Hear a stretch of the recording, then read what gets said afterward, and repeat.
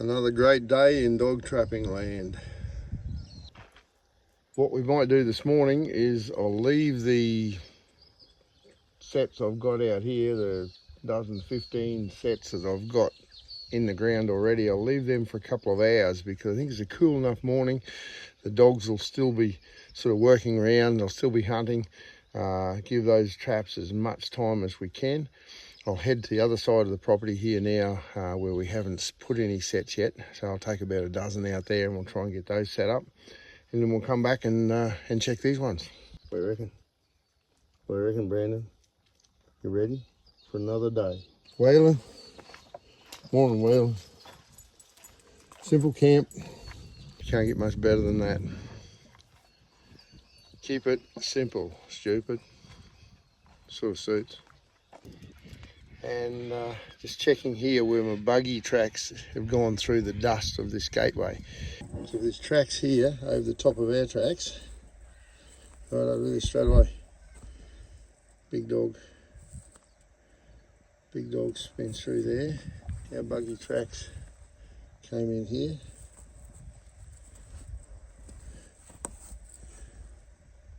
Yep, he's on top of the buggy track. Cattle have been through here and dogs been through here. One big fella. Righto, so we've got some traps set down here, but I might set another one right here in this gateway. Trouble is, cattle are going to wreck it. It's just getting a trap. Maybe over here, maybe there we can get a trap. That's where the yards are down there where we're camping. So there's dogs sneaking around during the night. Never know, we might already have it in a trap up here, but yeah, that's good. That's good. Coming right in, so we'll get a trap here.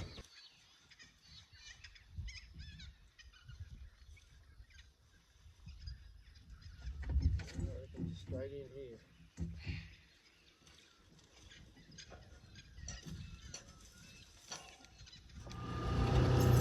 Righto, muttleys. We'll check, we've got 3 other traps up here.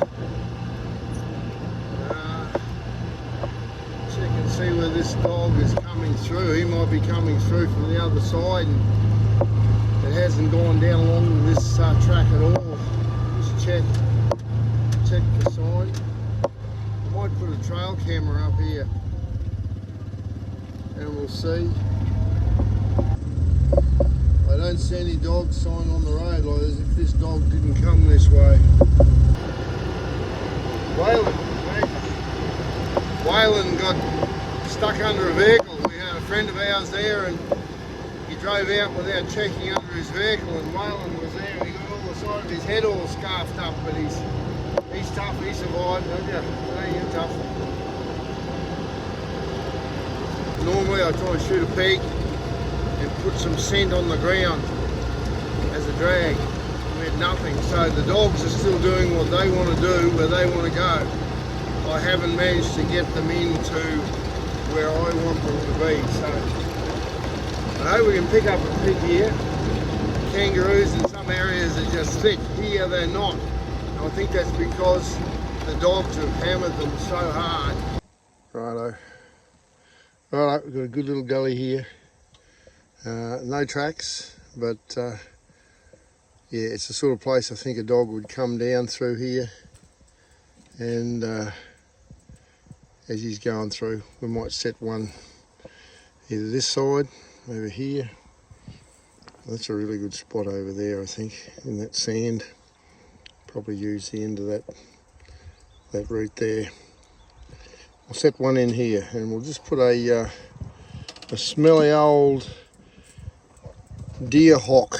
We've got a whole bag of smelly old deer hocks. That's just joy to a dog. Joy.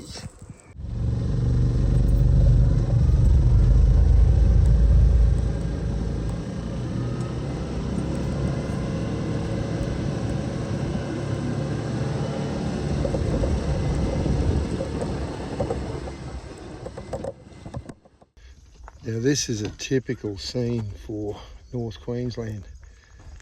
You get these big open sort of plains. I think you might call them prairies. They just stretch for as far as I can see in some places. In the distance of the big mountains. And you get these water points. And these points are like the central hub for everything that happens in this area. Everything's got a drink. We've got our wind right here now, so I'm just walking up on this one, looking down at the cattle. And this is the sort of place that you'll see dogs coming in from out on the plains, especially if they're heading back into some of these little peaky hills to bed down for the day, into some cool little gully. And when I was here 3 years ago, I just did the same thing, pulled up here, looked down here, and in along one of the cattle pads came a dog, came in to drink. Terrible sort of, they looked like something out of a horror movie. It had so much sarcoptic mange on it.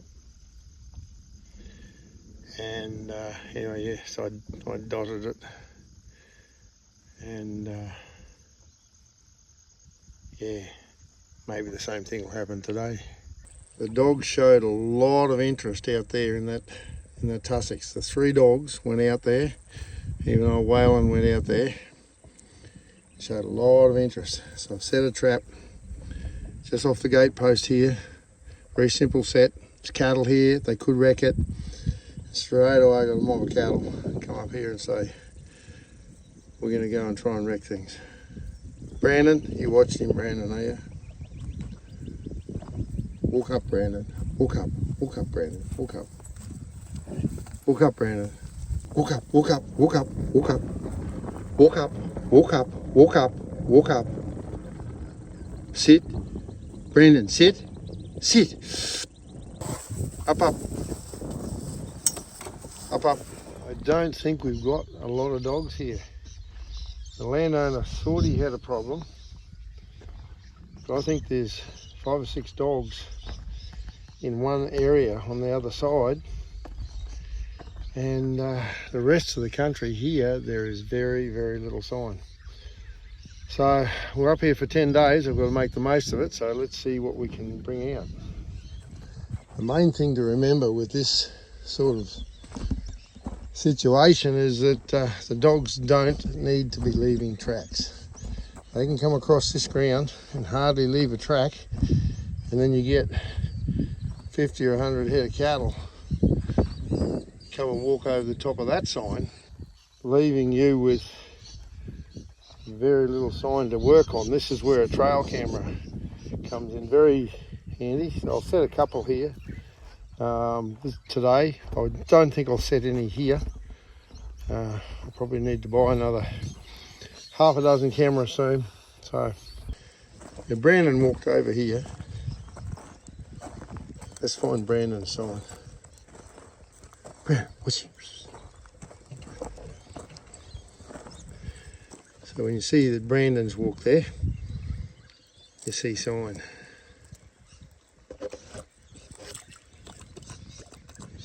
We're not seeing any other sign. The dogs aren't showing much interest though.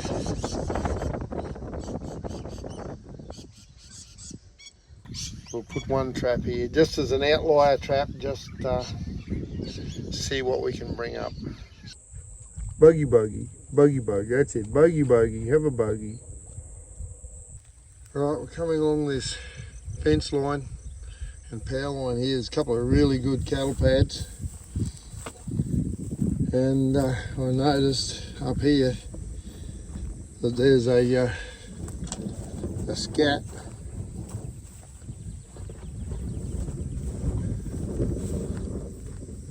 An old scat on the road here. And there's good dog prints in the dust there, fresh. All the way down this power line. So right here where there's a couple of cattle pads meet together, I'll put this a bit of a guard up here to keep cattle off, and put a trap in underneath there just with a little bit of bitches urine. And if the dogs are tracking through here, They'll see a bit of a disturbance there. As the dog comes past, we'll get it. Well, we went to a lot of trouble putting this trap in over here. And these arrived. Did a good job. Thanks, guys. Yep, well, we'll reset and put a branch up there, but you'll probably wreck it again, won't you? Eh? You'll probably wreck it again. Yeah.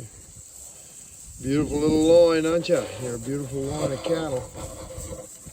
Look at you. You methane producers. You're wrecking the environment.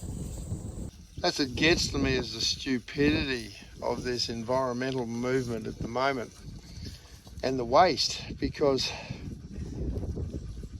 if they get more in touch with reality and work with people instead of getting everybody offside, then we could achieve huge things for this planet.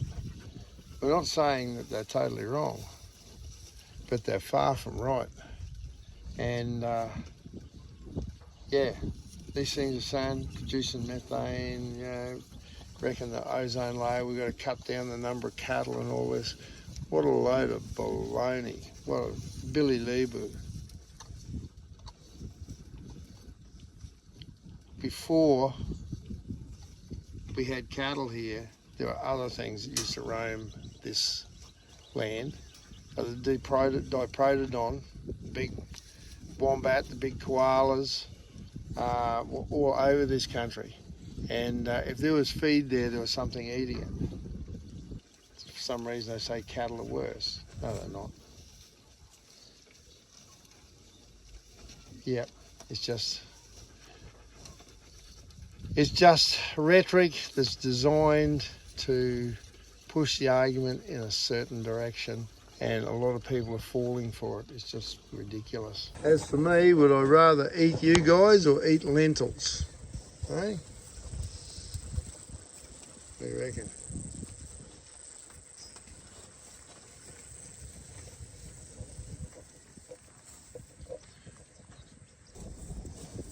There's just a little bit of scat there we put on there, a bit of dog scat. Look at that beast. Doing a great job there.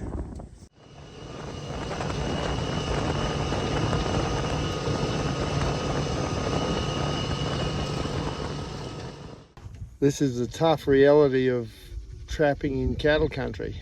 This is, what, 1 minute after setting that trap there, and we've just been absolutely swamped by a mob of cows. Straight in there. Be lucky if there's anything left. Alright, what do you do? We're coming down into the rocky creek now. We've got a couple of sets here. A lot of cattle here looking.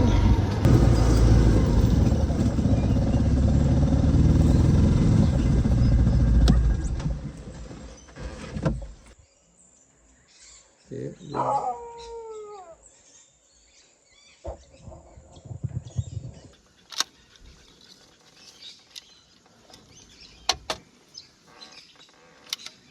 Okay, let's get this fella shot.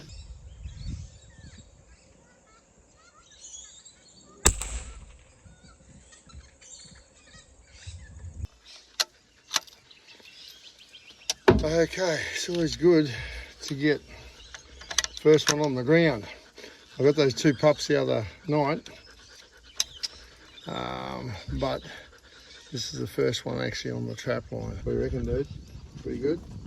That's good.